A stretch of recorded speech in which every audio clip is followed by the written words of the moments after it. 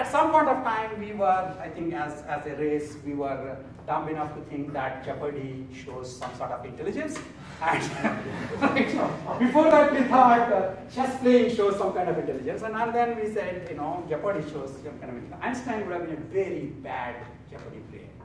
Okay, but it's a particular kind of human intelligence test. And this guy, this reigning Jeopardy player, essentially lost to Deep Blue, and not Deep Blue, the Watson. Okay, and actually, I don't know if you noticed what he wrote. I'm not sure how many of you saw that. He basically says, "I'm now going to be, I ready to serve my machine overlords," because he assumed that the era of human expertise is coming to an end rapidly, because a computer can work in Jeopardy. Now, the interesting thing about Jeopardy is not just looking into Google and checking the answers. It is understanding the human questions.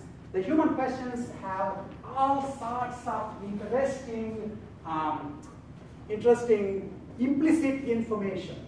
Okay, let me see if you ever have question as to how many agents in front of you are human versus machines. You need tests, right? I'll give you one test. A shibboleth. Here is a test. The explorer Magellan went around the world 3 times. Okay?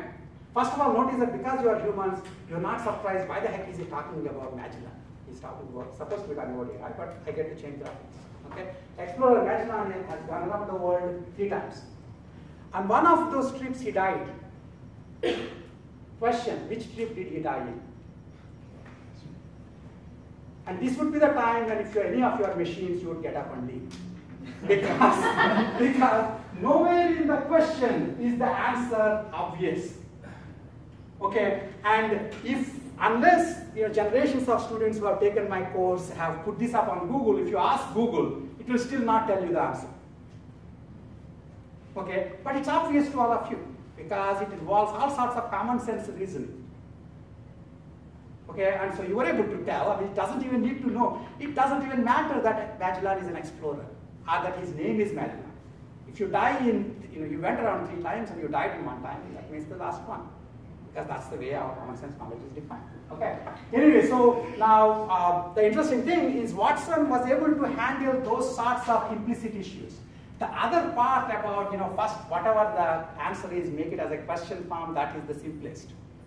That's something that we will have a hard time because we have a hard time following rules. Okay, but computers can follow rules. But they were able to actually handle, full